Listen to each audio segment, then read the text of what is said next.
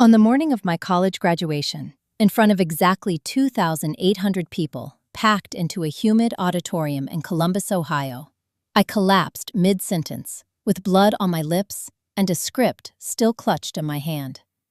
72 hours later, when I finally opened my eyes in a hospital room that smelled like antiseptic and quiet panic, the first thing I saw wasn't my family. It was a photo of them, laughing in Rome, holding glasses of champagne under golden lights, captioned, "Finally breathing again." No chaos, no stress. I didn't cry, I didn't call, I didn't even react. Not until my phone lit up with 48 missed calls from my father and one message that simply said, "Pick up, this is urgent." That was the moment I realized something cold and sharp. They weren't calling because they loved me. They were calling because they needed me. And trust me, what they needed had nothing to do with my health. Before I take you back to how all of this started, let me ask you something. Have you ever been the one everyone depends on, but no one actually sees? If you have, comment the word invisible below. And if this story pulls you in even a little, hit like and subscribe. Only if you mean it. Because what happened next, it changed everything I thought I knew about family. Now let me take you back 3 weeks before graduation. My name is Natalie Brooks. I was 23 years old, finishing my degree in education with a 3.98 GPA, working 30 hours a week at a diner, and living off tips, scholarships, and pure stubbornness. We lived in Cincinnati. Well, they lived in the house. I just existed in it. My older sister, Vanessa Brooks, was 27, recently engaged, and suddenly the center of the universe. Every conversation, every plan, every dollar, everything revolved around her wedding. "Natalie, can you pick up the sample centerpieces tomorrow?" My mom didn't even look up when she asked. I was standing in the kitchen holding a stack of graded essays, still in my work uniform. "I have finals this week. You'll figure it out. Vanessa has dress fittings." Of course she did. Vanessa always had something, and somehow it always mattered more than anything I had going on. That's the thing about being the reliable one. People don't thank you. They just expect you. I had been paying for my own life since I was 19.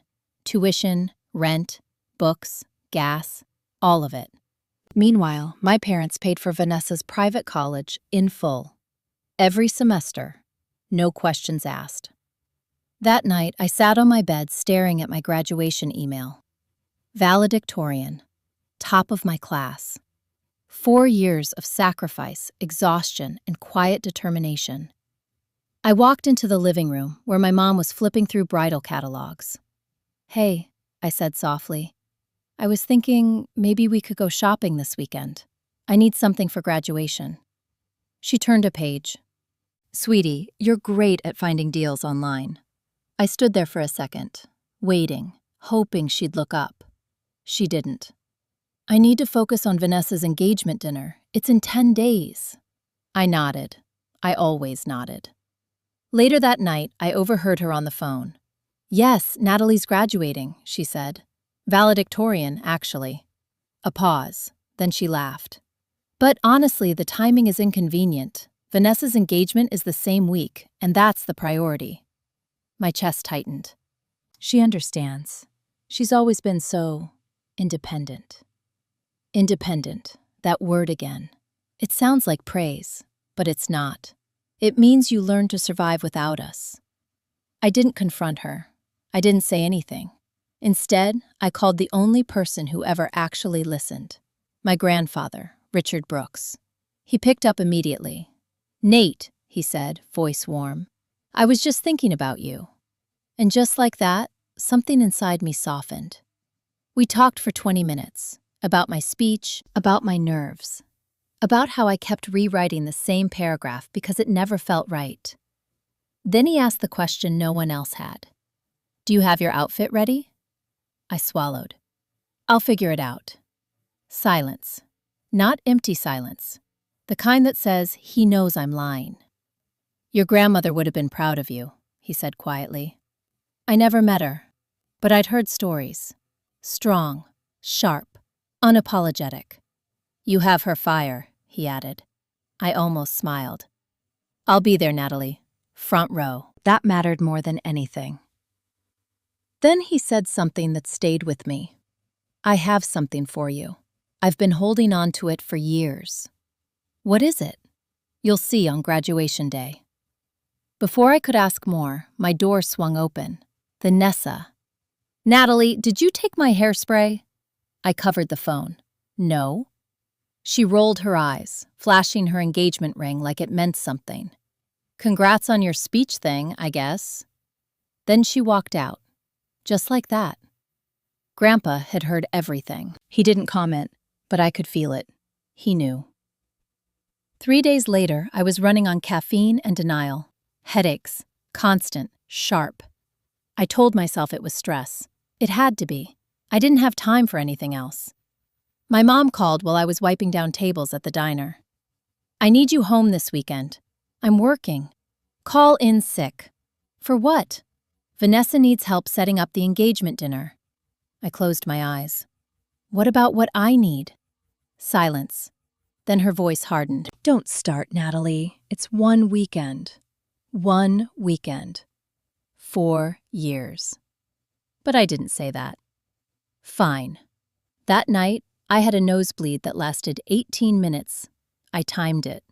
Because when something feels wrong long enough, you start measuring it, trying to prove it's real. Rachel showed up later with takeout and concern written all over her face. Rachel Hayes, my best friend, the only one who ever called me out. You look awful, she said immediately. Thanks. When did you last sleep? I didn't answer. She sighed. You're killing yourself for people who wouldn't even notice if you disappeared. That's not true, isn't it? I didn't respond, because deep down, I wasn't sure anymore. That night, my vision blurred for the first time. Just for a second. Long enough to scare me. Not long enough to stop me. The engagement dinner came fast. 40 guests, expensive decorations. A 3-tier cake that cost more than my monthly rent. I worked the entire night. Serving, cleaning, smiling, invisible. Then Vanessa pulled me into the center of the room. This is my sister Natalie, she said. She does everything around here. Laughter. Light. Dismissive. She leaned closer. She's graduating next week, too. Pause. What's it called again? Valedictorian, I said quietly. Right, she waved. She's the smart one. But smart doesn't pay for a wedding, does it? More laughter.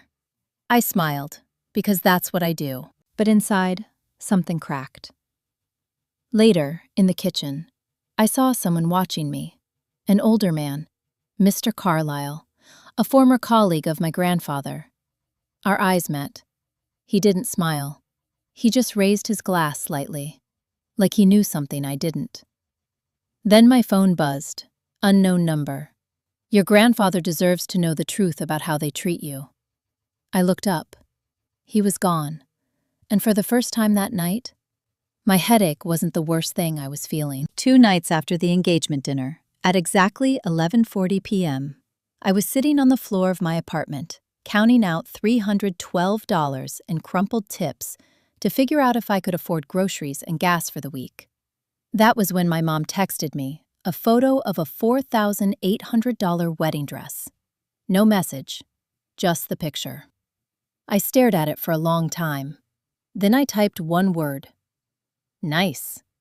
She didn't reply. Of course she didn't. Because to her, that was normal. That was reasonable. That was what Vanessa deserved. And me? I was still deciding between food and rent. If you've ever had to shrink your own life just to survive while watching someone else get everything handed to them, tell me in the comments. Because I used to think that was just how families worked. I know better now.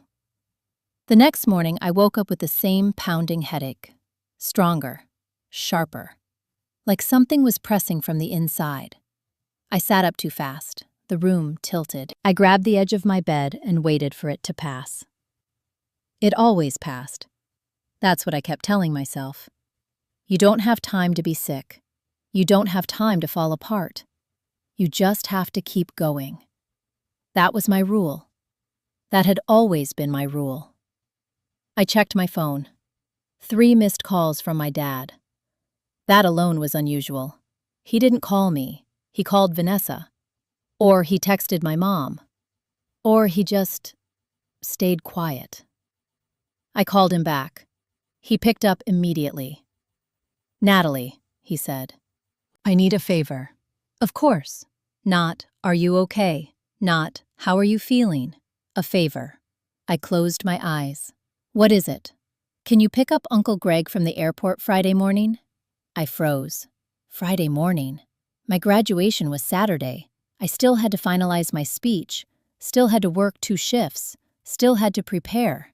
"I have work," I said slowly. "Just move your schedule around." I let out a quiet breath. "Why can't Vanessa do it?" Pause. Then, "Because she has a fitting." Of course she did. And I didn't. Or at least, mine didn't count. "Fine," I said. "Good," he replied. "I knew we could count on you." That word again. Count on. It sounds like trust, but it's not. It's expectation without gratitude. When the call ended, I sat there for a moment, staring at nothing. Then I whispered something I had never said out loud before. "What about me?" No one answered. That afternoon, Rachel cornered me outside the diner.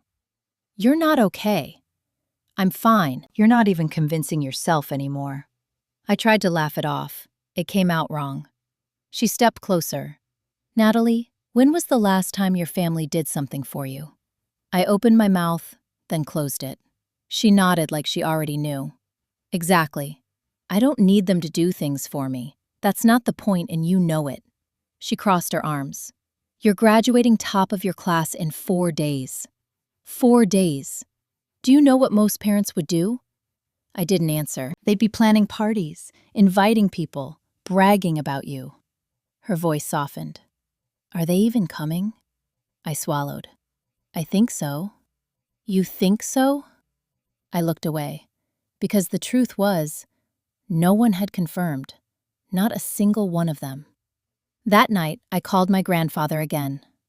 "Hey, kiddo." "Hey." I hesitated, then asked the question I was afraid of. Are my parents coming to graduation?" There was a pause. Too long. Then he said carefully, "I haven't heard them mention it." My chest tightened. "Oh, but I'll be there," he added quickly. "Front row. I already booked a hotel." I smiled, even though he couldn't see it. "That's enough." He was quiet for a moment. Then he said something that made my stomach drop. "Natalie, did your father ever tell you I offered to help with your tuition?"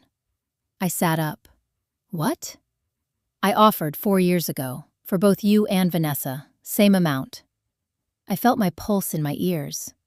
"He told me you couldn't afford it." Grandpa exhaled slowly. "Is that what he said?" My fingers tightened around the phone. "Then where did the money go?" He didn't answer immediately. "We'll talk about it after graduation," he said finally. "Why not now?" "Because I want to show you something in person, something you need to see with your own eyes." A cold feeling settled in my chest. Something wasn't right. Not just with my health, not just with my family. Something deeper. Something hidden. After we hung up, I sat in the dark for a long time. Then I opened my laptop, pulled up my bank account. $428.16. 4 years of grinding. And that was all I had. Meanwhile, my parents had renovated the kitchen last year. New marble counters, custom cabinets. Vanessa had never worked a job longer than 3 months, but she always had money. Always. I stared at the numbers on my screen, and for the first time, I didn't feel tired. I felt suspicious. The next day, things got worse. Much worse. I was halfway through my shift when the dizziness hit again. Stronger this time. The room spun, voices blurred. "Natalie?" I grabbed the counter. "I'm fine." "You're not fine," my coworker said. I forced a smile. "Just need water." But when I stood up again, My vision split. 2 doors, 2 counters, 2 everything. I blinked hard. It didn't go away immediately, and for the first time, I felt fear. Real fear. That night, I sat in my car outside my apartment for almost 20 minutes, hands on the steering wheel, breathing slowly. You need to see a doctor. The thought was loud, clear, terrifying. But then another thought came right after. You can't afford it.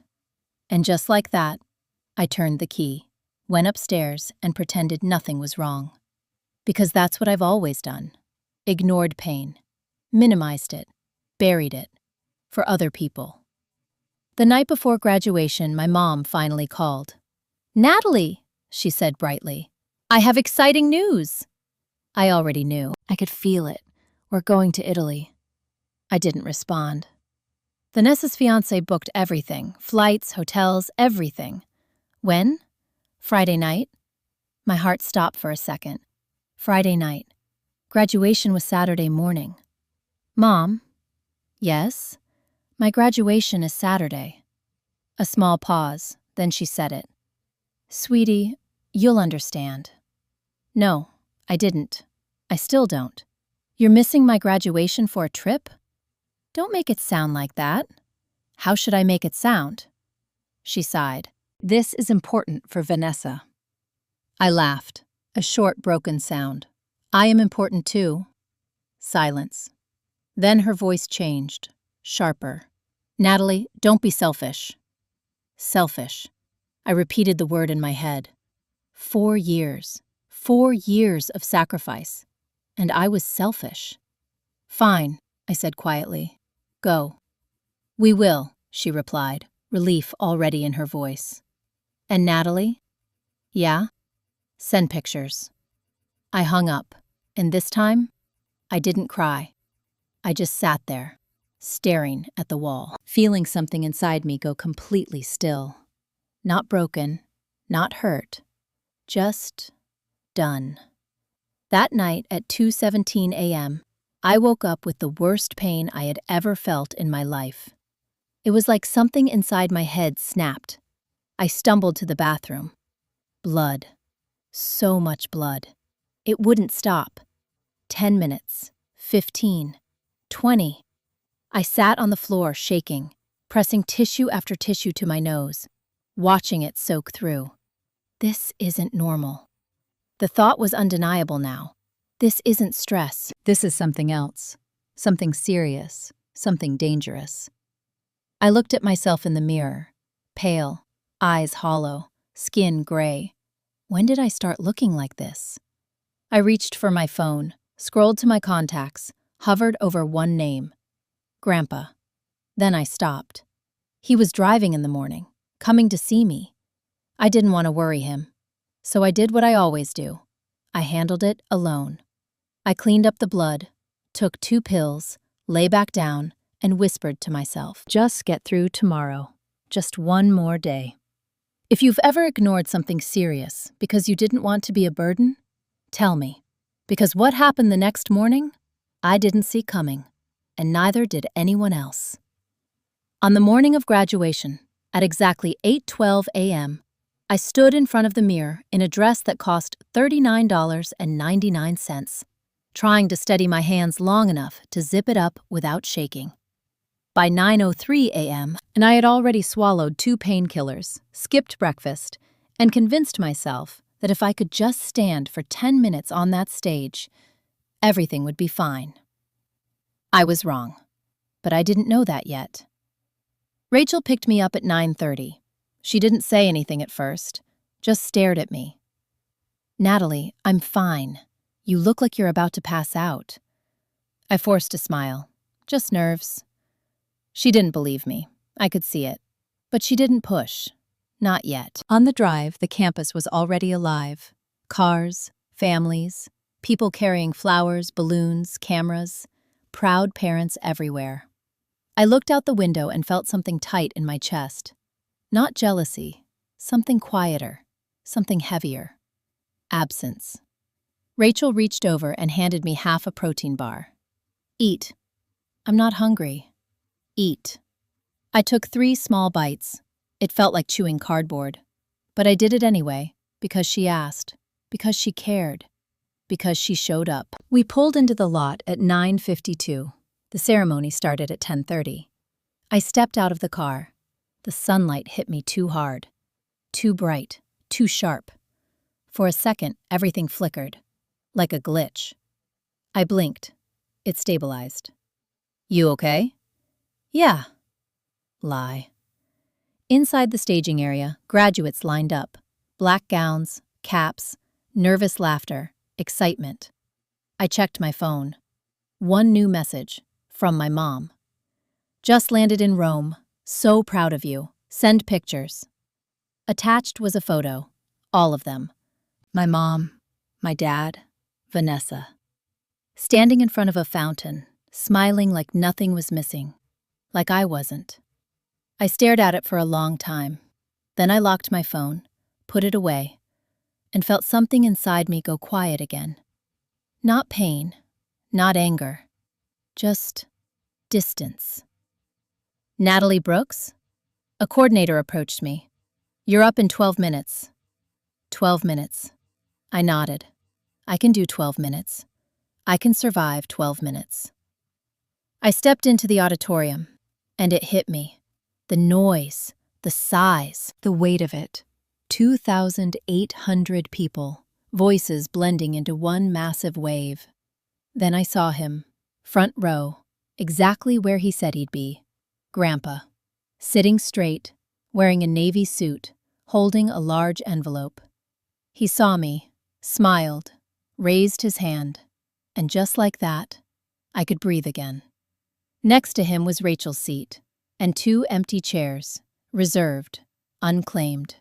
I looked at them for a second longer than I should have. Then I looked away, because if I didn't, I might not make it to the stage. "Natalie," the coordinator said gently, "it's time." I walked, each step careful, measured, controlled, like my body didn't quite belong to me. The stage lights were blinding, hot, heavy. I stepped up to the podium, adjusted the microphone, looked out at the crowd, and for a moment, everything went still. I found Grandpa, locked onto him. Then I started. "Thank you all for being here today." My voice sounded normal, steady, almost like I wasn't breaking apart inside. "I stand here not just because of grades, but because of the people who believed in me when I didn't believe in myself." The words came automatically, practiced, rehearsed, safe. But something was wrong. The edges of my vision blurred, the lights stretched. My hands felt distant, like they weren't attached to me. I gripped the podium tighter. "Keep going. You just have to finish. You just..." The sentence broke. Mid-thought, mid-breath. Pain exploded behind my left eye. White, blinding, violent. The room tilted. No, spun. I heard my own voice echo, distorted, far away. "Believed in me." The microphone slipped. My fingers wouldn't hold it. I saw Grandpa stand. His face changed. Confusion, then fear. I saw Rachel jump to her feet. "Natalie!" The 2 empty chairs stayed empty, and then, nothing. Darkness, but not silence. There were sounds, distant, broken. "Call 911. Someone catch her." Oh my God. Hands, voices, movement. "Natalie, can you hear me?" I tried. I really did. But my body was gone, and then everything disappeared. I don't remember the ambulance. I don't remember the hospital. I don't remember the scans. I only know what Rachel told me later. The ambulance took 13 minutes. My pulse dropped twice. I never regained consciousness. At the hospital, they ran a CT, then an MRI, and that's when everything changed. Brain tumor, frontal lobe, severe pressure. The neurosurgeon didn't hesitate. "She needs surgery immediately." Rachel told me she stopped breathing for a second when she heard that. "Surgery? Right now, within the hour. We need family consent." Rachel grabbed my phone, dialed my mom. Voicemail. Again. Voicemail. Again. Nothing. She left a message. Please, Natalie is in the hospital. It's an emergency. No response. Grandpa tried my dad. He picked up on the fourth call. We're at the airport, he said. Natalie collapsed. She has a brain tumor. Surgery in 1 hour. Silence. Then my dad said something that Rachel will never forget. Can you handle it? Handle it. Your daughter is about to have brain surgery, and you're asking if I can handle it? We're boarding a 10-hour flight. There's nothing we can do from here. A pause. A long one. Then Grandpa said quietly, if you get on that plane, don't call me again. They got on the plane. All of them. Left the country. While I was being wheeled into surgery, Grandpa signed the consent forms. Not my parents, him. Because I added his name to my emergency contact list just hours before. Something told me to. I didn't know why. I know now. 3 days later, I woke up, slowly, painfully. The world came back in pieces. The ceiling, white, too bright. Machines, beeping, rhythmic. Then faces. Rachel, eyes red, exhausted. Grandpa, still in the same suit. He hadn't left. Natalie. Rachel's voice broke. You're awake. I tried to speak. My throat burned. What happened? You had a tumor, she said softly. They removed it. You're okay. Okay. The word felt strange, like it didn't belong to me. I turned my head slightly, saw my phone, on the table, charging. My parents? Rachel and Grandpa exchanged a look, the kind that tells you everything before anyone speaks. Rachel picked up my phone. Maybe you shouldn't, but I was already reaching for it. I opened Instagram, and there it was, posted 17 hours ago. A photo. My entire family, smiling, laughing, standing under warm golden lights, Rome in the background. Caption, finally relaxing, no chaos, no pressure, just family. I stared at it. No chaos, no pressure. That's what I was. Chaos, pressure, something to escape from. I didn't cry. I didn't react. I just understood. I put the phone down, slowly, carefully, and for the first time, I stopped expecting anything from them. 4 days later, I was still in the hospital, recovering, learning how to move without dizziness, learning how to think without pain. Grandpa stayed every day. Rachel barely left. The nurses knew their names. But my parents? Nothing. No calls, no visits, no apologies. Until my phone lit up. 1 missed call, then 5, then 12, then 20. By the time I picked it up, there were 48 missed calls and 19 messages. None of them said, "Are you okay?" None of them said, "We're sorry." Every single one said the same thing in different ways. Call me back. Urgent. We need to talk. Answer now. I stared at the screen, then showed Grandpa. His expression darkened instantly. They know, he said. Know what? He looked at me, tired, serious, like he had been waiting for this moment. Natalie, there's something I should have told you a long time ago. My stomach dropped. What is it? He pulled his chair closer, lowered his voice.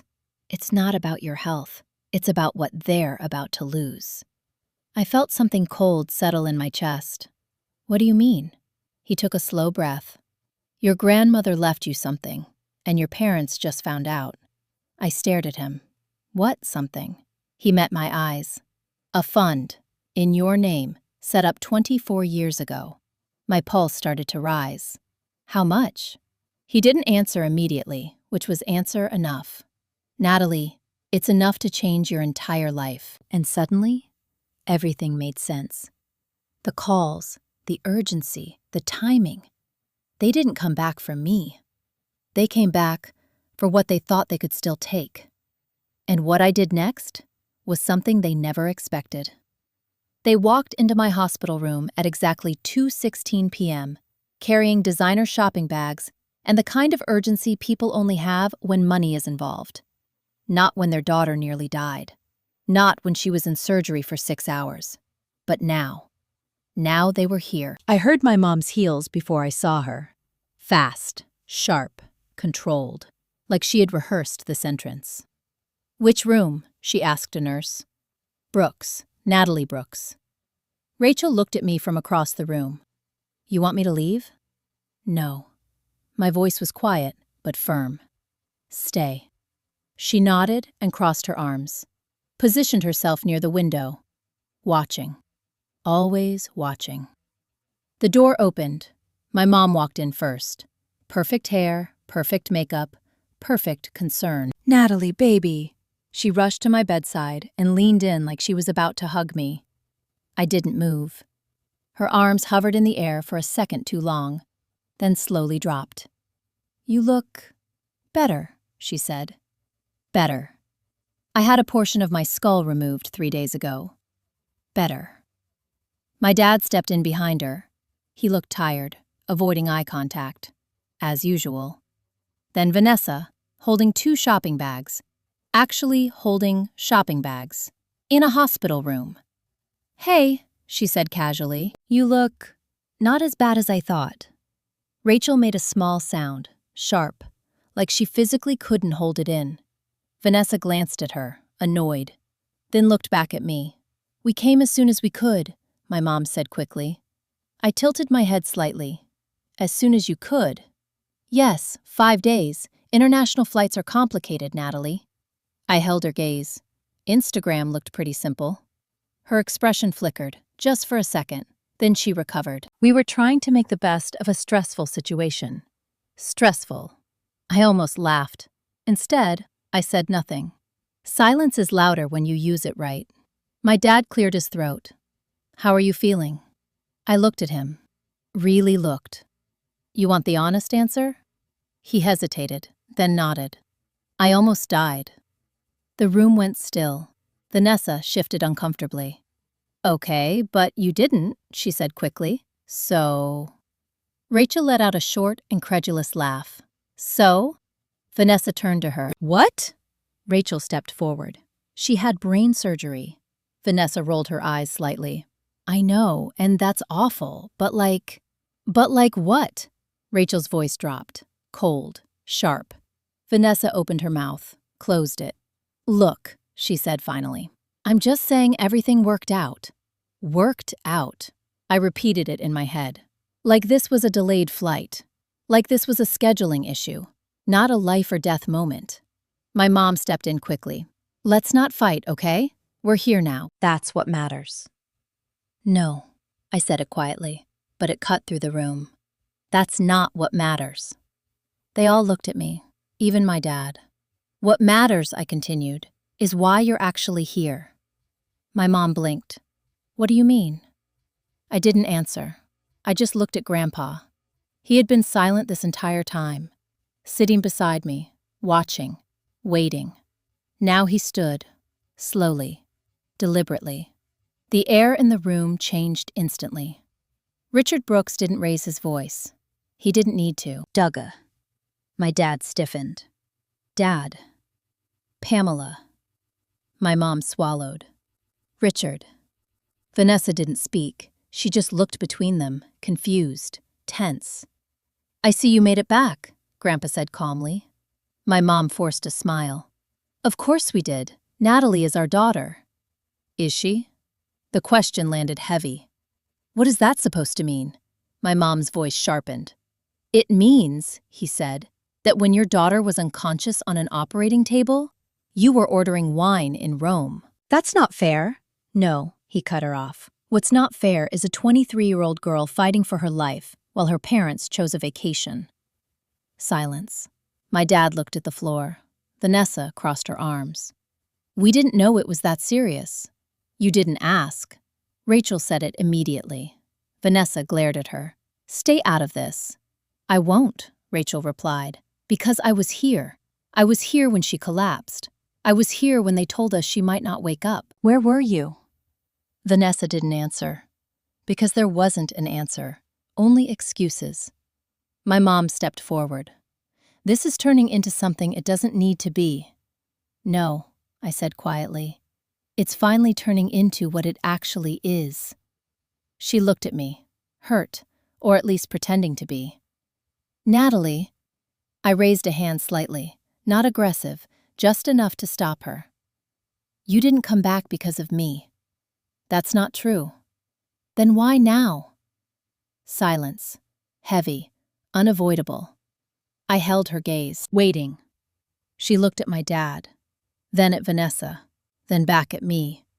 Her mask slipped, just a little, and that was enough. Grandpa stepped closer. Tell her. My dad shook his head slightly.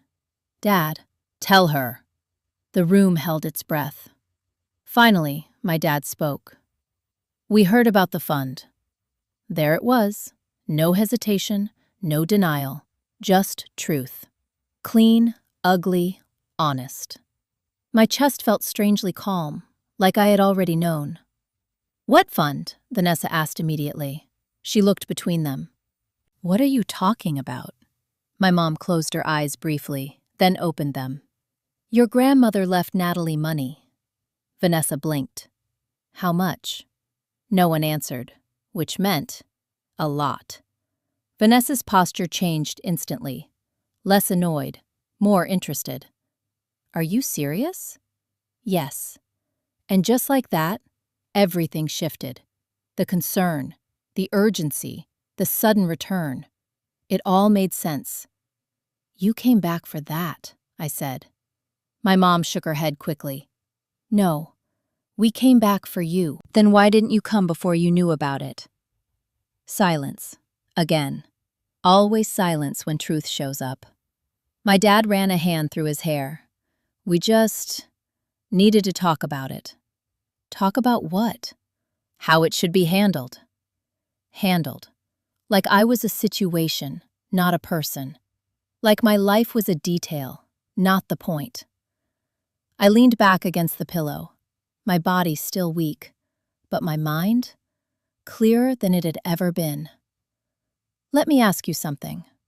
I looked at all three of them. When you thought I had nothing, when you thought I was just the kid who figured things out on her own, when I was working double shifts and skipping meals, did you ever once think about helping me? No one spoke. Not one word. That was my answer. Vanessa shifted again. This isn't about the past, she said. This is about now. Of course it is, because now there's something to gain.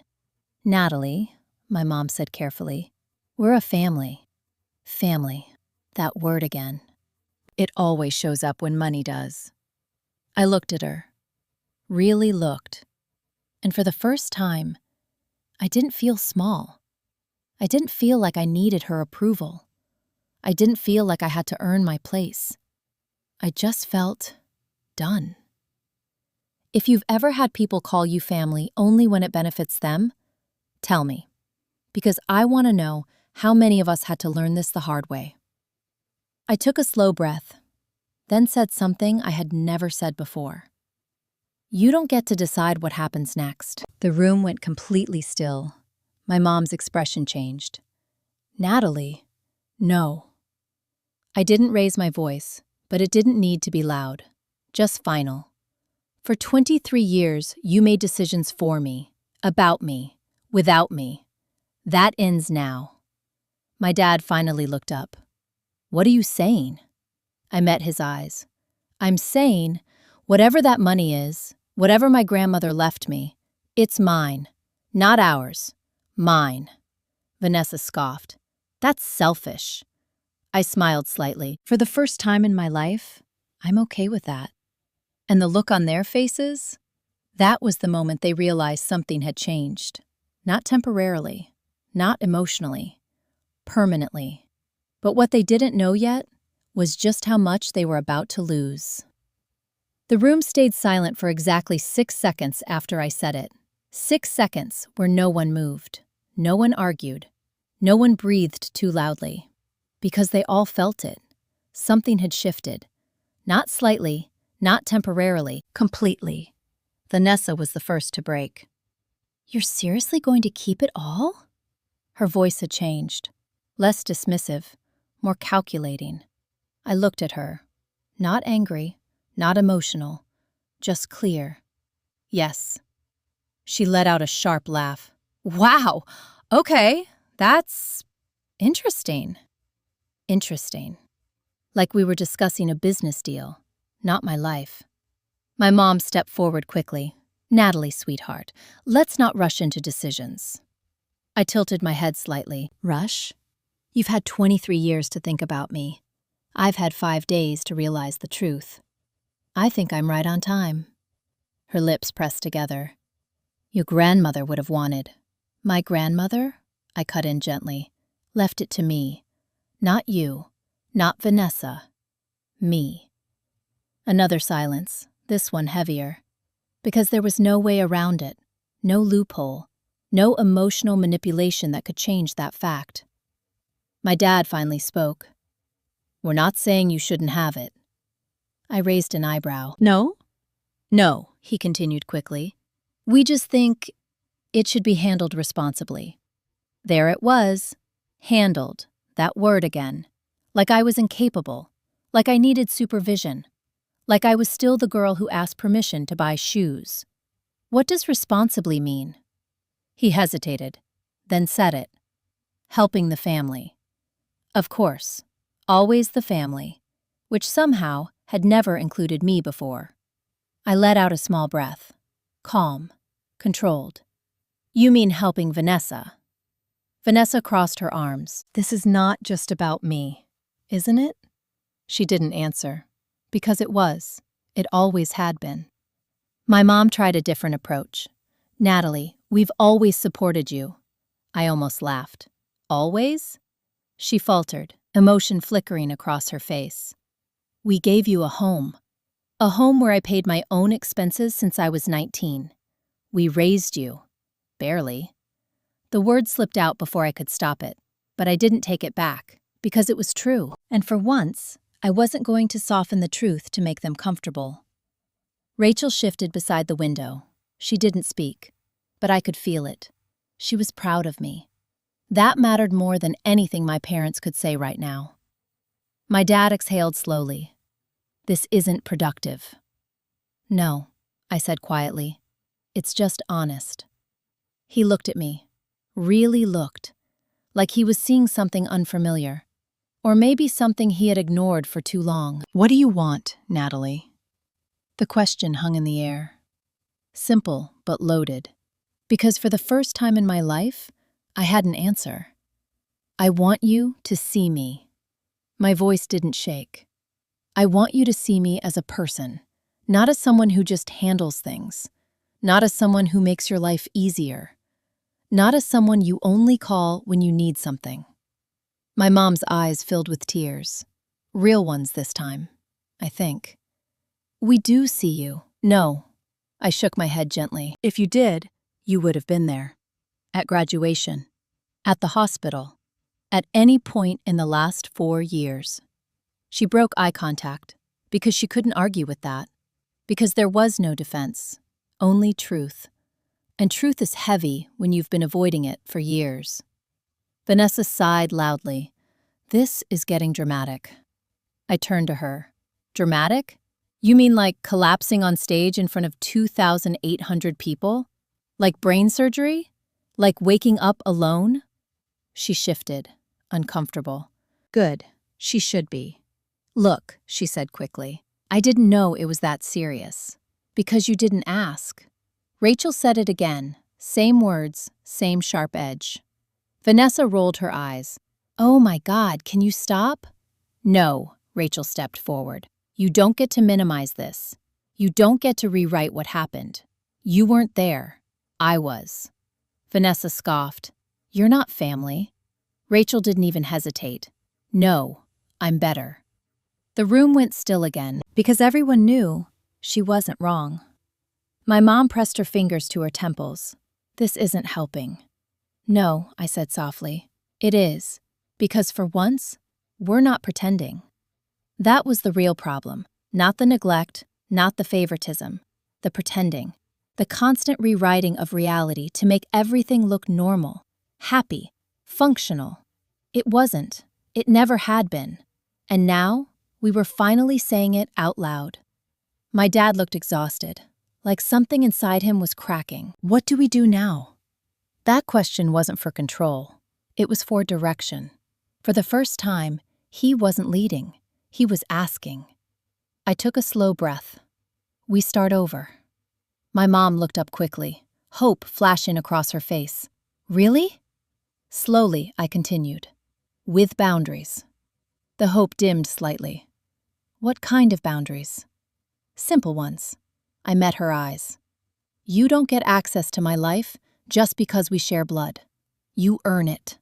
Her face fell. Natalie, you don't get to ask me for money. At all. Vanessa let out a sharp breath. Are you serious? Completely. You don't get to dismiss my life anymore. You don't get to ignore me until it's convenient. You don't get to call me selfish for finally choosing myself. My voice stayed calm, even, but every word landed, because it was measured, because it was true. My dad nodded slowly. Okay. Okay? I blinked. He looked at me again. I understand. That surprised me more than anything else. My mom wasn't ready. This feels like punishment. It's not. It's reality. Vanessa shook her head. You're blowing this way out of proportion. I looked at her. No, I'm finally seeing it in proportion, and that's the difference. Silence again. But this time, it wasn't tense. It was settling, like dust after something breaks, like the moment after truth lands and has nowhere else to go. Grandpa finally spoke. Quiet, steady. This is the first time I've heard her speak without shrinking. No one argued, because no one could, because he was right. I had spent 23 years making myself smaller, easier, quieter, more acceptable. Not anymore. My mom wiped her eyes. I don't know how to fix this. Neither do I. I didn't say it harshly, just honestly. But if you want to try, you have to stop pretending everything was fine. She nodded slowly, like that alone was hard. Because it was. Admitting truth always is. Vanessa grabbed her bag. This is ridiculous. She headed for the door. You're choosing money over family.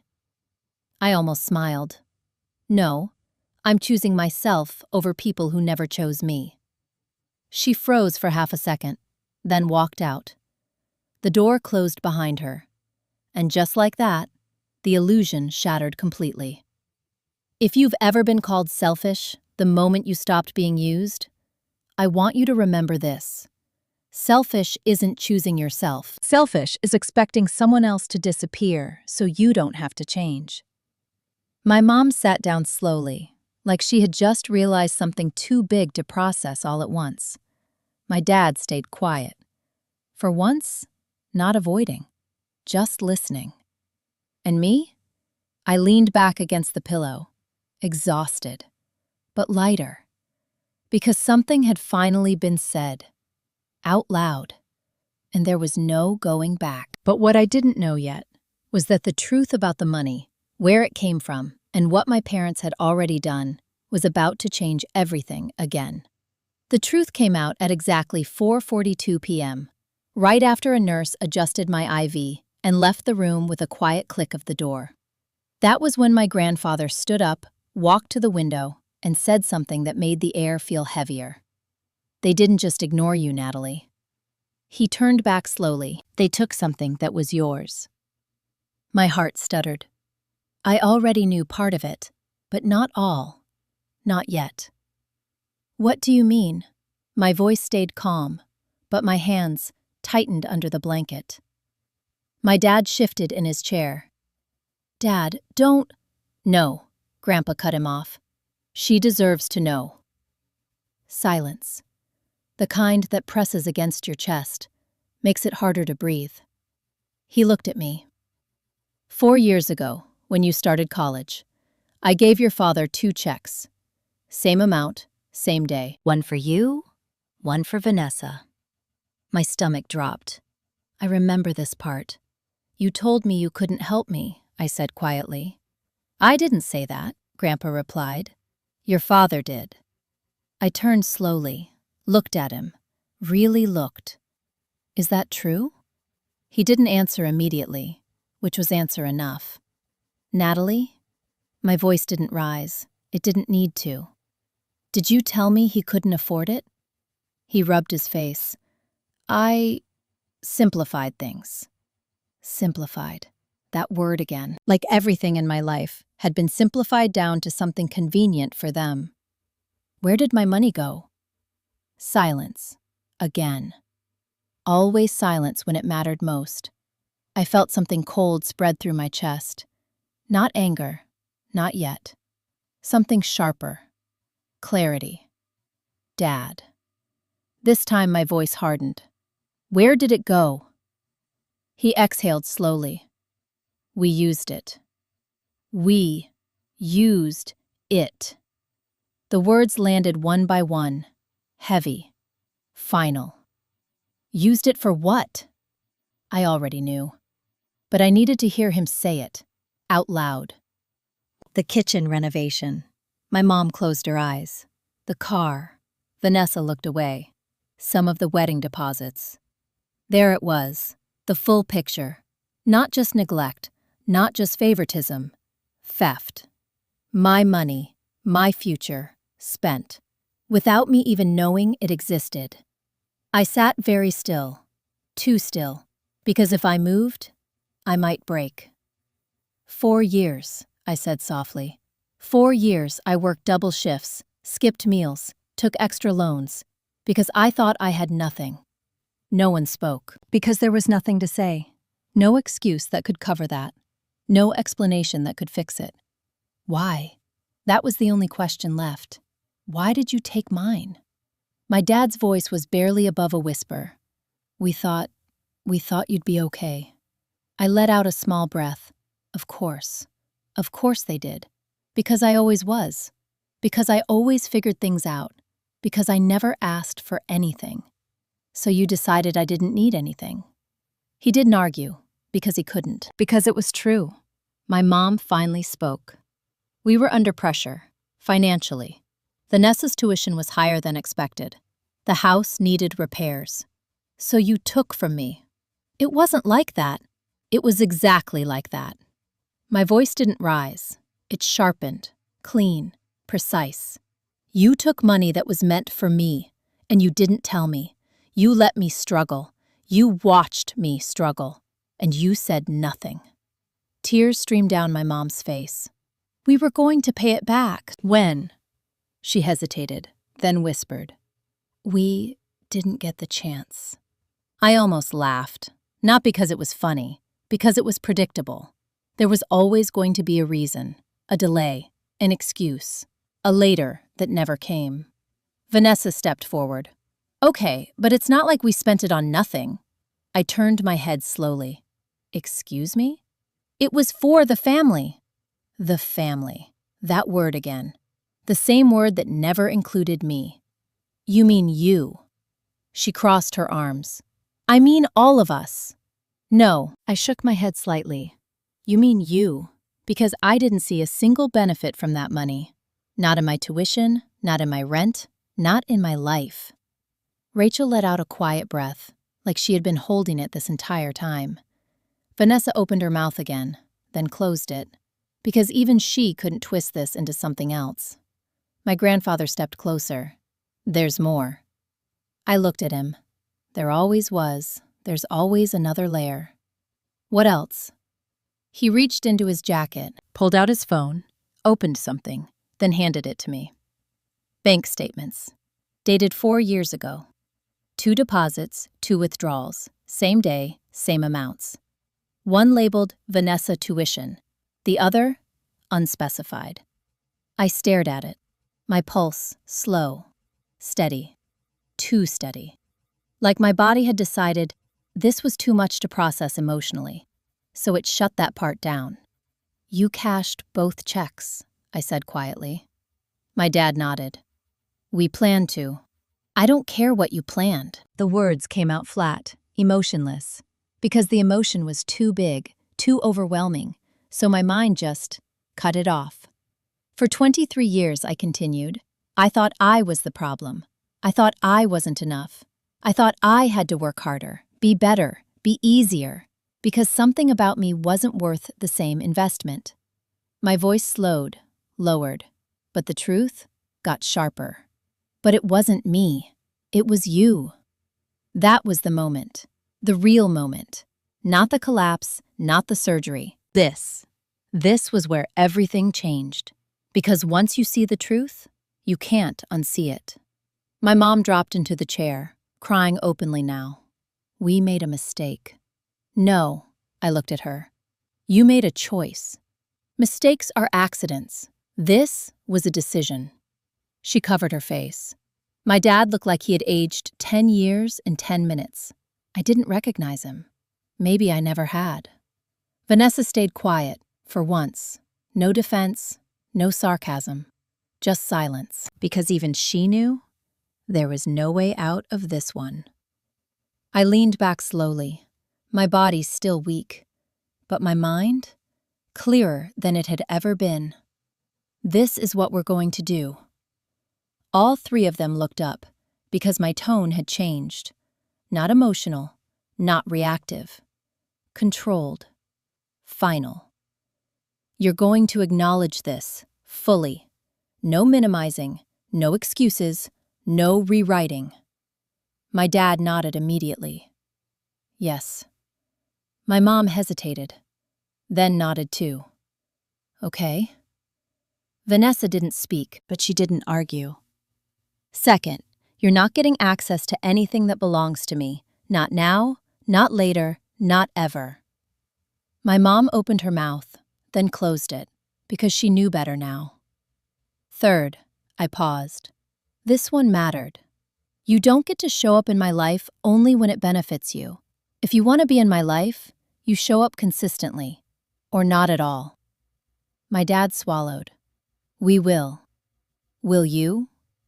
I held his gaze, because I've heard promises before. This time, I'll be watching. Silence. But this time, it wasn't heavy. It was settled, like terms in a contract, like something finally defined. If you've ever realized that the people who hurt you weren't confused, they just chose themselves over you, I want you to sit with that, because that realization changes everything. I handed the phone back to Grandpa, my hands steady now, strangely steady. What about the fund? I asked quietly. The one they just found out about. He looked at me. That's untouched. Protected. In your name only. A slow breath left my chest. Good, because now, for the first time in my life, I actually had something that was mine. But what my parents didn't understand yet was that this wasn't about money anymore. It was about consequences, and those were just beginning. For the next 9 days, I didn't raise my voice once. Not when my mom texted long apologies that sounded like they had been rewritten 5 times. Not when my dad called every evening at exactly 7:15 p.m., trying to sound normal, asking small questions like what I ate or how I slept. Not even when Vanessa sent a single message that read, "You're taking this too far." I didn't respond.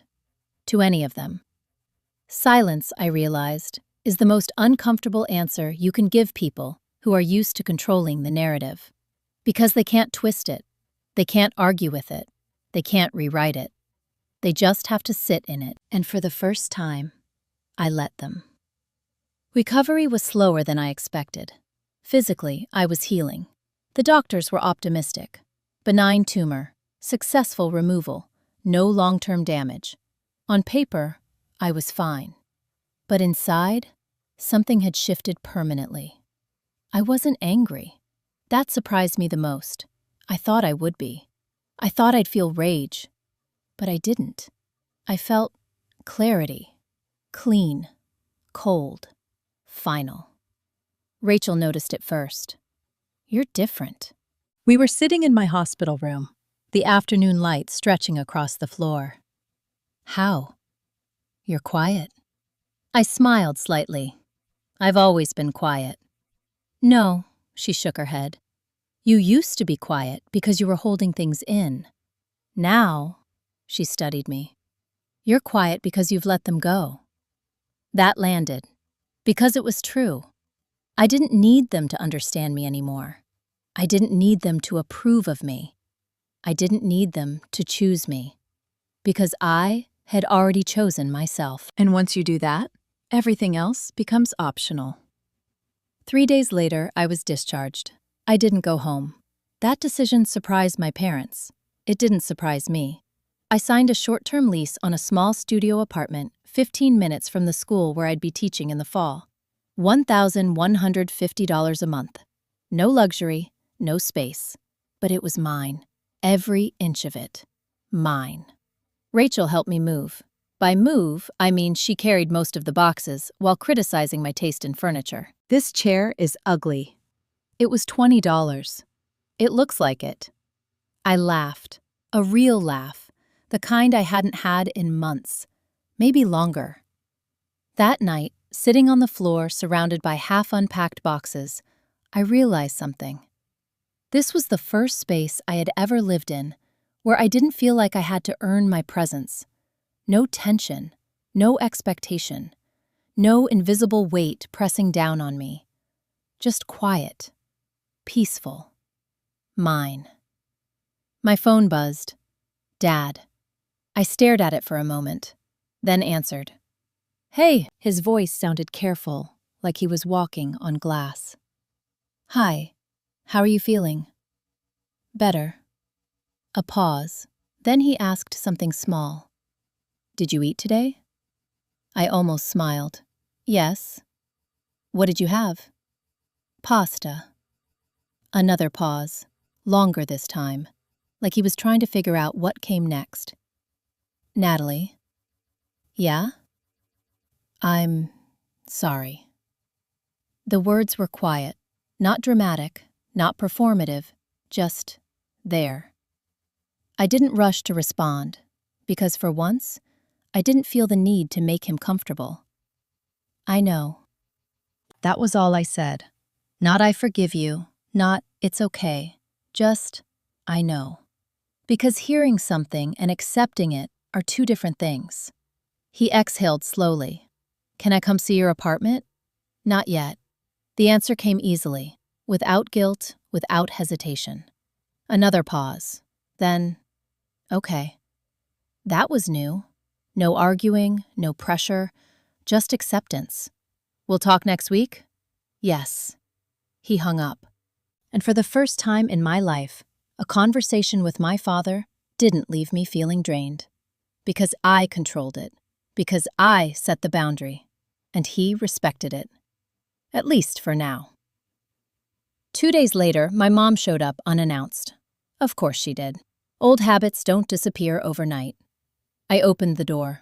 She stood there holding a bag of groceries, homemade soup, bread, fruit, things she had never brought me before. Hi, she said softly. I didn't step aside. You should have called. I know, She looked nervous, genuinely nervous. Can I come in? I considered it, then stepped back, once. That didn't mean access, it meant observation. She walked in slowly, looked around, taking in the small space, the simplicity, the independence. You did this on your own? Yes. Her eyes filled with something, pride, regret, maybe both. I set the boundary immediately. You can stay for 20 minutes. She nodded quickly. Okay. She placed the groceries on the counter. I made your favorite. I didn't respond. Not because I was being cruel, because I was being honest. That kind of gesture doesn't erase years. It doesn't even begin to. We sat, across from each other. The distance between us no longer invisible. Now it was defined. Real.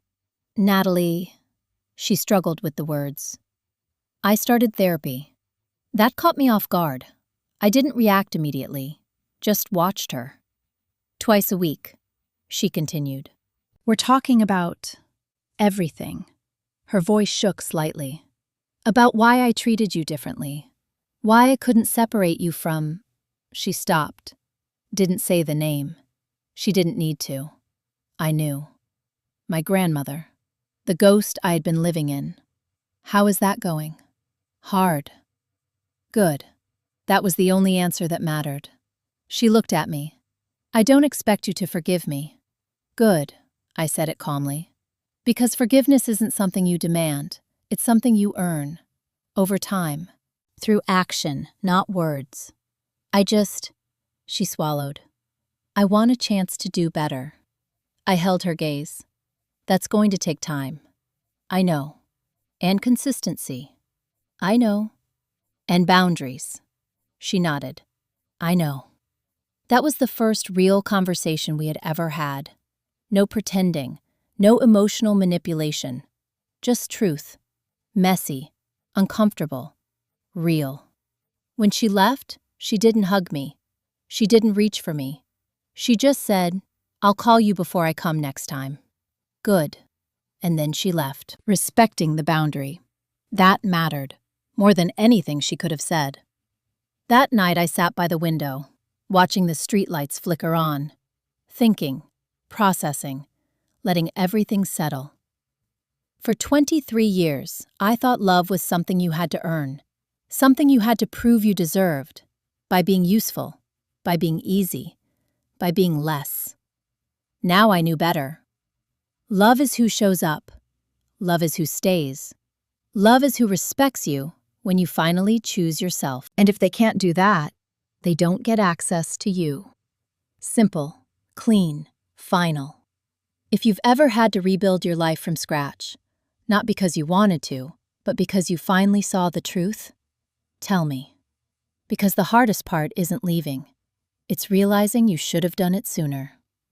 But what I didn't know yet was that while I was rebuilding my life quietly, someone else was already preparing to challenge everything I had just claimed. And this time, it wasn't going to happen in private. It started 17 days after I left the hospital, at exactly 10:06 a.m., when I received an email from a law firm I had never heard of. Subject line, Notice of Family Interest Claim. I read it twice, then a third time, because the first two times, my brain refused to process what it was seeing. The Brooks family requests a formal discussion regarding the allocation and management of the inheritance fund associated with Natalie Brooks. Allocation, management, family interest.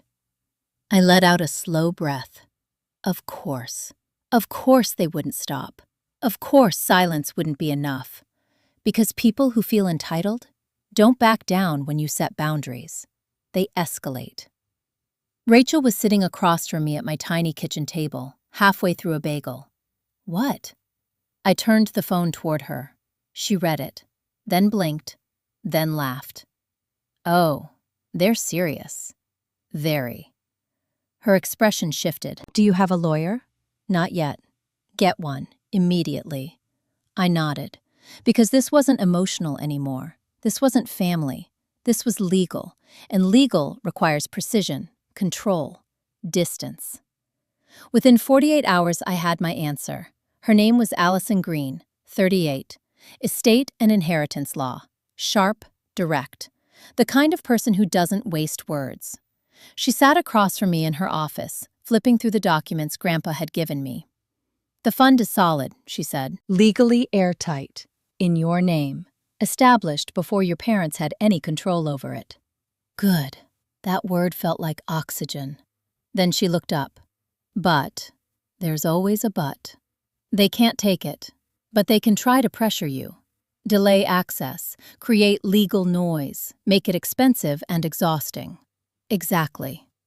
I leaned back slightly. What would you do? She didn't hesitate. We don't react, we prepare. That was the moment something inside me clicked, because this wasn't about defending myself anymore. This was about strategy. We build documentation, timeline, evidence of financial misuse. She tapped the bank statements. We control the narrative before they try to rewrite it. Narrative. That word mattered, because my family had spent years controlling it. Now, it was my turn. Over the next 2 weeks, everything became quiet, deliberately quiet. I didn't respond to the email. I didn't call. I didn't confront. I prepared. Grandpa helped me gather records, old emails, bank statements, dates, numbers, proof. Rachel built a timeline with me. Every moment I had struggled financially. Every job, every shift, every payment. While they had my money. We laid it out, clear, undeniable. I stopped being the girl who felt things and became the woman who documented them. Cold, precise, unshakable. One night, Rachel looked at me over her laptop. "You're scary right now." I smiled slightly. Good, because for the first time, I wasn't reacting. I was planning, and planning is power. My dad kept calling every Tuesday, like clockwork. I answered, every time. We talked about small things, work, food, weather, never the money, never the email. Not yet. Because I wanted him to sit in the uncertainty, to feel it, the same way I had felt it for years. My mom kept her distance, texting occasionally, checking in, respecting boundaries. That mattered. Vanessa? Silence. Until one message. "You're making a huge mistake." I didn't respond. Because not every message deserves an answer. Some deserve silence. 3 weeks later, Allison called me. They filed a request for mediation. I closed my eyes briefly. Of course they did. Date? Next Thursday. Public? Semi-formal. Lawyers present. That meant one thing. This wasn't staying private. This was going to be seen, heard, witnessed. Good. Because if there's one thing I've learned, truth doesn't need to hide. "Are you ready?" Allison asked. I thought about it. The hospital, the surgery, the silence, the lies, the money. Then I opened my eyes. Yes. But I wasn't just ready. I was prepared. The night before mediation, I couldn't sleep. Not from fear, from anticipation. There's a difference. Fear makes you small. Anticipation makes you sharp. I sat at my kitchen table, laptop open, documents organized, every detail in place. Rachel walked in with 2 coffees. "You're going to destroy them." I shook my head slightly. "No, I'm going to tell the truth." She smirked. "Same thing."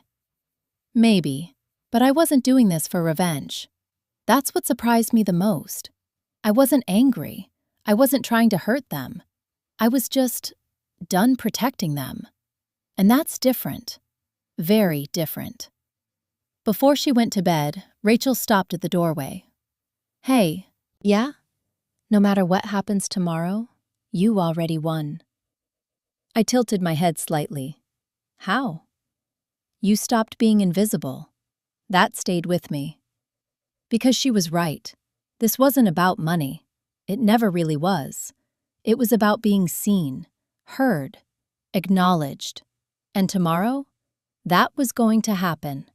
Publicly, clearly, irreversibly. If you've ever had to gather proof, not because you were wrong, but because no one believed you, I want you to remember this. Truth doesn't need volume. It needs evidence. And I had plenty. The next morning, I stood in front of my mirror again. Different from graduation day. No shaking hands, no blurred vision, no fear. Just focus. I put on a simple navy dress. Nothing expensive, nothing loud. I didn't need to impress anyone. I just needed to be clear. As I picked up my bag, my phone buzzed. A message from an unknown number. "This doesn't have to get ugly." I stared at it, then locked my phone. Because it already was. And for the first time, I wasn't going to be the one who kept it quiet. What happened in that room the next day wasn't just a conversation. It was the moment everything was finally exposed. And once it was, there was no taking it back. The mediation room was colder than I expected. Not just the temperature, the atmosphere. Sharp, controlled, like everything said inside those walls was going to matter. I arrived at exactly 9:18 a.m., 12 minutes early. wearing a navy dress and carrying a folder that held 4 years of truth. Rachel squeezed my shoulder before I went in. "You've got this." I nodded, because I did. Not emotionally, not impulsively, strategically. When I stepped inside, they were already there, all of them. My mom, my dad, Vanessa, and a man in a gray suit I assumed was their lawyer. They all looked up at the same time. That moment, that silence. It felt like walking onto a stage again, except this time, I wasn't the one unprepared. Natalie. My dad stood slightly. I didn't respond, just walked past him. Sat across the table, placed my folder down. Allison sat beside me, calm, unbothered, ready. The mediator, a woman in her 50s with a neutral expression, began. "This is a voluntary mediation regarding the estate fund registered under Natalie Brooks." Voluntary. I almost smiled, because nothing about this felt voluntary. "Let's begin with statements." My mom went first. Of course she did. "Natalie," she said softly, "we're here because we want to resolve this as a family." Family. That word again. She folded her hands. "We understand that emotions have been high, but we believe this fund should be used in a way that benefits everyone." There it was. Soft language, careful tone, same message, different packaging. Vanessa leaned forward. "It's not about taking anything from you, Natalie. It's about fairness." Fairness. I let that word sit for a second, because sometimes you need people to hear their own contradictions. Allison didn't move, didn't react, just waited. Then the mediator turned to me. "Natalie?" I opened my folder slowly, looked at each of them, then spoke. "You want to talk about fairness?" My voice was steady, measured. "Then let's start there." I slid a document across the table. Bank statements, dated 4 years ago. 2 checks, 2 withdrawals. Same day, same amount. The mediator picked it up. So did their lawyer. Vanessa frowned. "What is that?" My dad went still. He recognized it immediately. "This is the money my grandfather gave for my education." Silence. Heavy. Immediate. "And this," I continued, tapping the second withdrawal, "is what you did with it." My mom's hand trembled slightly. "Natalie, no!" I didn't raise my voice, but it cut. "You said you wanted fairness. Let's define it. 4 years ago, I worked 30 hours a week. I paid my own tuition, my rent, my food, everything." I looked at Vanessa. "You didn't." She shifted, defensive. "That's not—" "You didn't." I repeated it, calm, final. "Because they paid for you." The mediator watched closely now. So did their lawyer. The room had changed, subtly, but permanently. Because now, this wasn't about opinion. It was about facts. My dad finally spoke. "We already explained. You explained why you took it. You didn't explain why you hid it." That landed harder. Because that was the part they couldn't justify. Because intention doesn't erase deception. I leaned forward slightly. "Do you know what I did when I couldn't afford textbooks?" No one answered. I went without them. I borrowed. I shared. I worked double shifts. I skipped meals. I paused. Let that sit. And all that time, you had already taken the money that was meant to make sure I didn't have to struggle. The mediator's pen stopped moving. Vanessa looked uncomfortable. My mom looked like she wanted to cry. My dad looked trapped. Because there was no way out of this. No spin, no version of the story where they came out clean. Allison finally spoke. Calm, precise. "This establishes a pattern of financial misappropriation." Their lawyer shifted. "That's a strong characterization." "Is it?" Allison slid another document forward. "Timeline. Detailed. Every job I worked, every payment I made, every expense I covered, while they had my funds." The mediator reviewed it, then looked up. "This is extensive." "Yes," I said quietly. Because I had to prove my reality. That was the line. That was the moment everything shifted fully. Because it wasn't just about the money anymore. It was about credibility, truth, control of the narrative. Vanessa leaned forward again. Okay, but that was years ago. We're talking about now. Of course she was, because the past didn't serve her. The present might. I met her eyes. No, we're talking about a pattern. Her jaw tightened. This is ridiculous. You're trying to make us look bad. I didn't smile. I didn't react. I just said the truth. You did that yourself. The room went still again. The mediator cleared her throat slightly. Let's refocus. The current issue is the fund. Exactly, I nodded. The fund that legally belongs to me. Their lawyer stepped in. We're not disputing ownership. Good.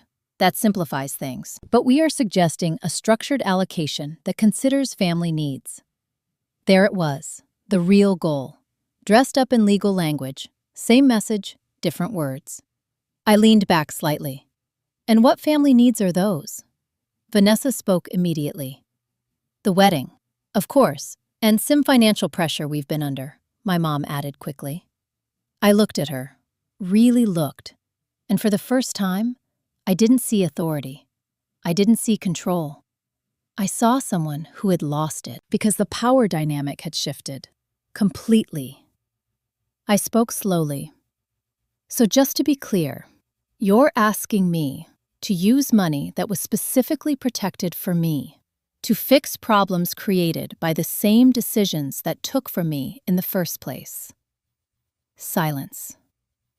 No one corrected me, because they couldn't, because that was exactly what they were asking. The mediator nodded slightly. That is an accurate summary. Vanessa threw her hands up. Why are you making this so complicated? Because it is. I said it simply, and I'm just finally saying it out loud. She looked at me like she didn't recognize me. Good. She shouldn't, because this version of me didn't exist before. Not to them. If you've ever had to sit in a room and calmly explain your own pain to people who caused it, tell me, because it takes more strength than anyone talks about. The mediator looked between both sides. At this point, I don't see a legal basis for reallocation without Natalie's consent. There it was, clear, official, final. My dad closed his eyes briefly. Vanessa looked furious. My mom looked defeated. And me? I felt nothing. No triumph, no satisfaction, just confirmation. I stood slowly. This conversation is over. Their lawyer spoke quickly. We can continue discussions. No. I looked at him, then at my family. There's nothing left to discuss. Because for the first time, everything had been said, clearly, publicly, irreversibly. But what they didn't realize yet was that this wasn't the moment they lost the money. This was the moment they lost me. 3 days after the mediation, at exactly 6:32 p.m., my phone buzzed with a notification that made my stomach drop in a way I hadn't felt since the hospital. Vanessa had posted. Not just a photo, a statement. Long, emotional, public. I opened it. And there it was. Sometimes the people you sacrifice everything for turn around and betray you. Family isn't always what you think it is. Attached was a photo of her crying. Perfect lighting, perfect angle, perfect victim. Within minutes, the comments started flooding in. Stay strong. You deserve better. Some people are so selfish. I stared at the screen. Not hurt, not surprised. Just tired. Because this was predictable. When people can't win with facts, they turn to perception. Rachel called me immediately. Don't you dare ignore that. I leaned back on my couch. Why not? Because she's rewriting the story. I closed my eyes for a second. Let her. There was a pause. Then Rachel said something that stuck. If you stay silent now, people will think she's telling the truth. I didn't respond right away. Because this was different. This wasn't a private conversation anymore. This was public, visible, messy. And once you step into that, there's no stepping back. I hung up, opened my laptop, and stared at a blank screen for a long time. Because this wasn't just about defending myself. This was about deciding who I wanted to be in this moment. Reactive or intentional? After 10 minutes, I started typing. Not fast, not emotional, careful, controlled. By 7:14 p.m., I posted. No dramatic headline, no accusation, just truth. 4 years ago, money was set aside for my education. I never saw it. I worked multiple jobs, paid my own way, and believed I had no support. Last month, I collapsed at graduation and had emergency brain surgery. During that time, my family chose to leave the country. I'm recovering now. I've set boundaries. That's the story. No insults, no names, no exaggeration. Just facts. Clean, undeniable. I hit post. Then I put my phone down. Didn't refresh, didn't check. Because the point wasn't to win. The point was to be clear. Rachel texted 5 minutes later. That was cold. I smiled slightly. Good, because cold truth is harder to attack. An hour later, my phone started exploding. Messages, notifications, calls. But one stood out. Tyler, Vanessa's fiancé. Or maybe not anymore. I stared at the name for a second, then answered. Natalie. His voice sounded different, less confident, more uncertain. Hi, I just saw the post. I figured. There was a pause. Then he said it. Is it true? I didn't hesitate. Yes. All of it? Yes. Another pause, longer this time. Then, why didn't anyone tell me? I almost laughed. Because that question said everything. Because if he didn't know, it meant they had hidden it from him too. You should ask them.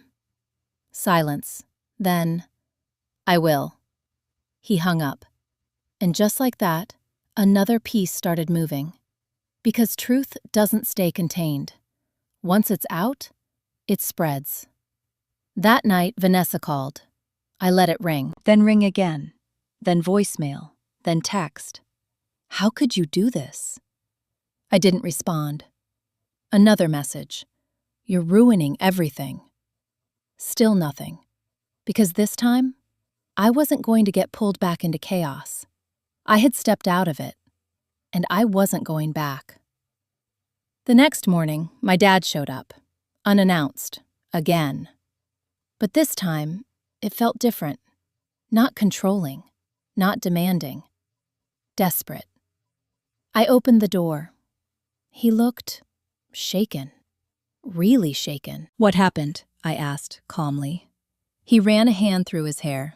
Tyler called off the engagement. There it was, the first real consequence.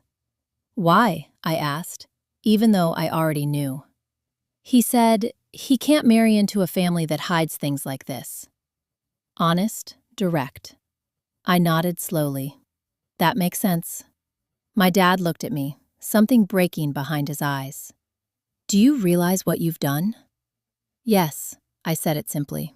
I told the truth. He shook his head.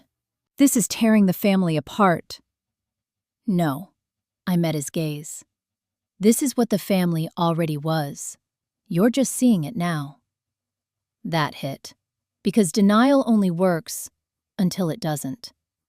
He stepped inside slowly, like he wasn't sure he was allowed, like the rules had changed, because they had. Your sister is devastated. I paused, then said something carefully. I'm not happy about that, but I'm not responsible for it either. He looked at me, searching, like he was trying to find the version of me he used to know. She wasn't there anymore. You've changed. Yes. I didn't soften it. I didn't explain it.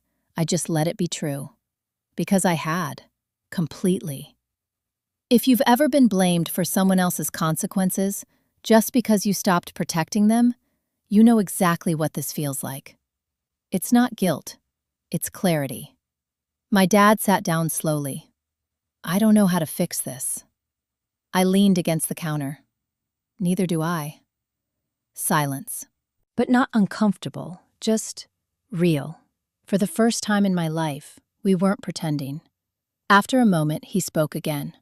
Your mom is not handling this well. Therapy? I asked. He nodded. Still going. Good. Another pause, then something unexpected. I'm proud of you. I blinked, because that was new. For standing up for yourself. The words felt unfamiliar, like a language I hadn't heard before. I nodded slowly. Thank you. He stood up, moved toward the door, stopped, then turned back. Can I call you Tuesday? I almost smiled. Yes. He nodded, then left. And just like that, everything was different. Not fixed, not healed, but honest. And honesty changes everything. But what I didn't expect was who would call me next. Because sometimes, the people who hurt you the most aren't the last ones to realize it. And when they do, it doesn't come quietly. 6 days after the engagement was called off, at exactly 8:27 p.m., my phone lit up with a name I hadn't seen in weeks. Vanessa. I stared at it. Let it ring once, twice, 3 times. Then I answered. Not because I felt obligated, because I was ready. Natalie. Her voice was different, not sharp, not dismissive, smaller, like something had finally cracked. I didn't say hi. I didn't ask how she was. I just said, I'm listening. There was a long pause. Then I heard it. A breath that wasn't steady. Tyler left. I already knew, but I didn't say that. I just let her continue. He didn't just call off the wedding. He left, moved out, blocked me. Her voice broke on the last word. And for a second, just a second, I felt something I hadn't expected. Not satisfaction, not revenge. Something quieter. Recognition. Because I knew what it felt like, to be left behind. But I didn't rush to comfort her, because empathy doesn't mean access. Why are you calling me? I asked. Honest, direct, because I don't have anyone else. That landed, because it was real, painfully real. Mom is barely speaking to me. Dad just keeps saying we'll fix it. My friends. She let out a hollow laugh. Turns out they liked Tyler more than me. Silence. Heavy. But this time, it wasn't about me. And I let it stay that way.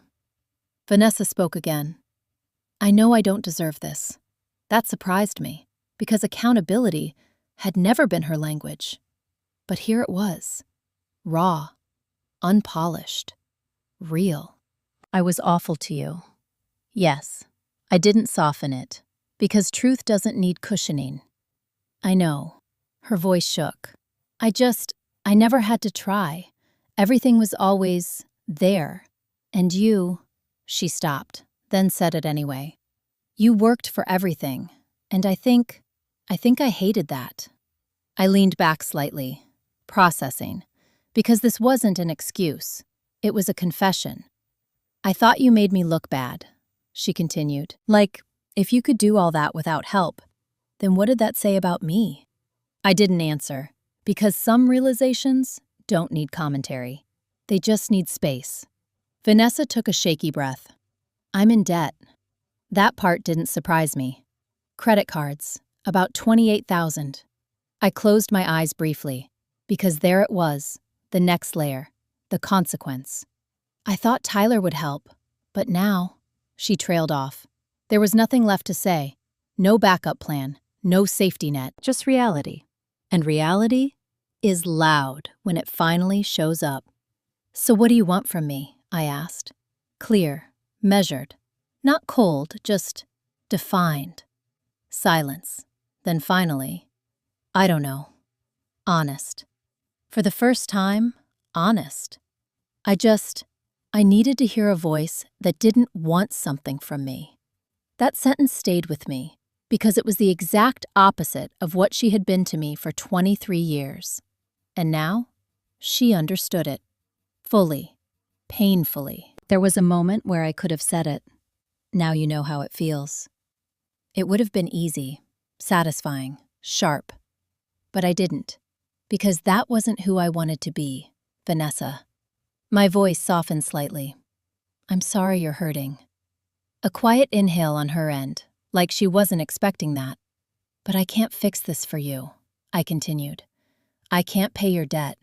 I can't undo what happened with Tyler. That's not my role. I heard her swallow. I know. Another pause, long. Then she asked the question I knew was coming. Can we ever be okay? I didn't answer immediately, because this time, I wasn't going to give her something just to make the moment easier. I thought, really thought, about everything.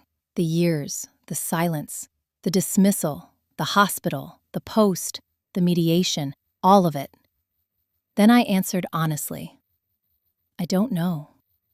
Her breath hitched slightly.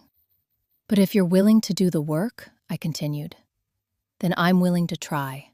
Not forgive, not forget. Try. That word matters, because trying requires effort, consistency, change, not just regret. Really? Really. But Vanessa, yeah? You have to actually change, not just say you will. I know. Her voice was quiet. I think I want to. That was new, and I let it sit, because growth isn't loud. It's slow, uncomfortable, and uncertain. We stayed on the phone for another few minutes. No big conversation, no emotional breakthrough. Just quiet. Then she said, "Thank you," and hung up.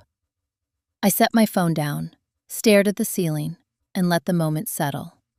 Because something had shifted again. Not in my parents, not in the situation. In her. And maybe that mattered. Or maybe it didn't.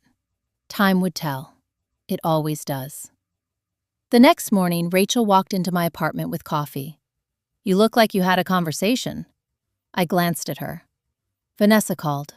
She froze mid-step. And? I took a sip of coffee. She's different. Rachel narrowed her eyes. Careful. I nodded. I know. And I did. Because I wasn't going back. Not to who I was. Not to how things were. But I also wasn't closing the door completely. Because boundaries aren't walls. They're filters. And for the first time, I knew how to use them. If you've ever had someone who hurt you, finally admit it, I want to ask you something. Did it change anything for you? Or did it just make things clearer?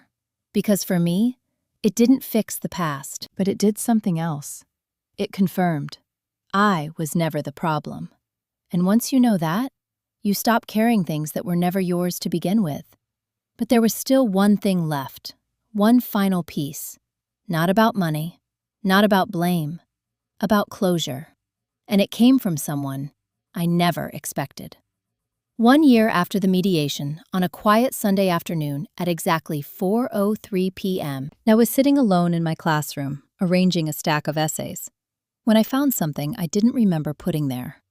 A letter. Cream-colored envelope. My name written in careful, elegant handwriting. Natalie Brooks.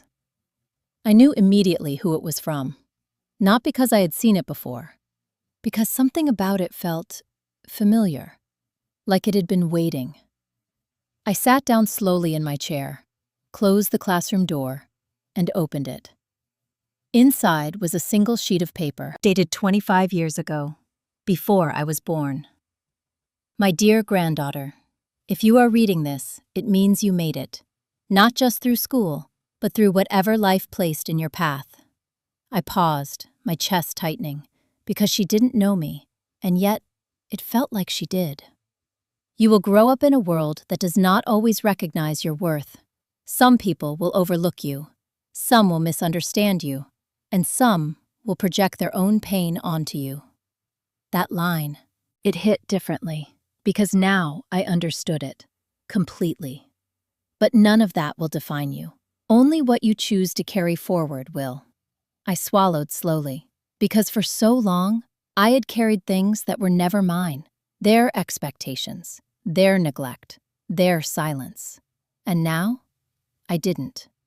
You may spend years trying to earn love, trying to prove that you are enough. But the truth is this: you were always enough, exactly as you are. My vision blurred slightly, but I didn't look away, because this was something I needed to hear, even if it came years too late. Real love will not require you to disappear. It will not ask you to become smaller. It will not make you question your place. And when you find it, you will recognize it immediately. I thought of Rachel, of Grandpa, of the quiet apartment that became my home, of the classroom I now stood in every day, of the students who looked at me like I mattered. That was love. Simple, consistent, real. And if you do not find it where you began, have the courage to build it yourself. I exhaled slowly, because that was exactly what I had done. Piece by piece, boundary by boundary, choice by choice. I folded the letter carefully, held it in my hands for a moment longer, then looked around my classroom. 26 desks, 26 names, 26 stories.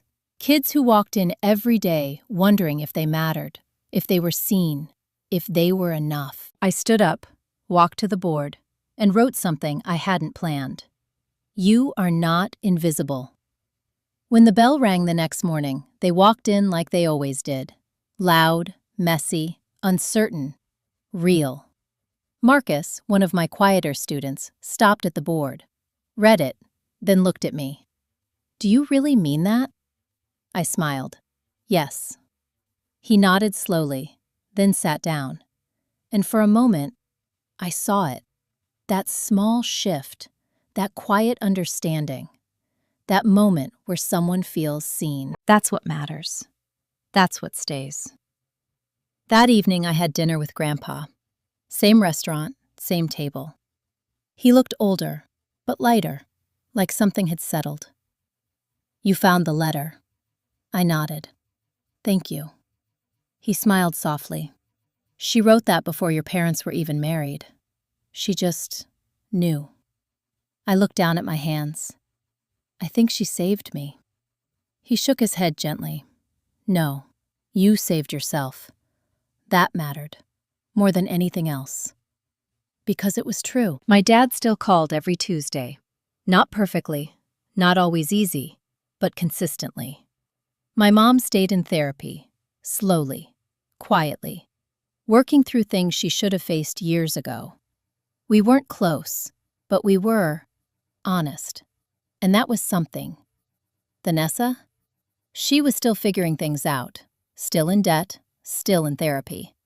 We talked sometimes, carefully, with space, with boundaries. Not sisters like before, but maybe something new, something real. Because relationships don't have to go back to what they were. Sometimes they need to become something different to survive. That was the biggest lesson. Not everything needs to be fixed. Some things just need to be redefined. That night, I sat by my window. The same window where I had once questioned everything. Now it felt different, quiet, peaceful, mine. I thought about the girl I used to be, the one who worked herself to exhaustion, who stayed silent, who believed she had to earn her place. She didn't know what I know now. So let me say it clearly, in case you need to hear it too. You don't have to earn love. You don't have to prove your worth. And you don't have to stay where you are not seen. That's not strength. That's survival. And you deserve more than that. If this story felt familiar, if any part of it sounded like your life, tell me. I read every comment. And if you've ever chosen yourself, even when it was hard, even when it meant letting people go, I see you, and I'm proud of you. If you want to hear another story, one about a woman who thought she lost everything until she discovered what was hidden in her father's will, It's waiting for you. Just click the next video, and I'll see you there.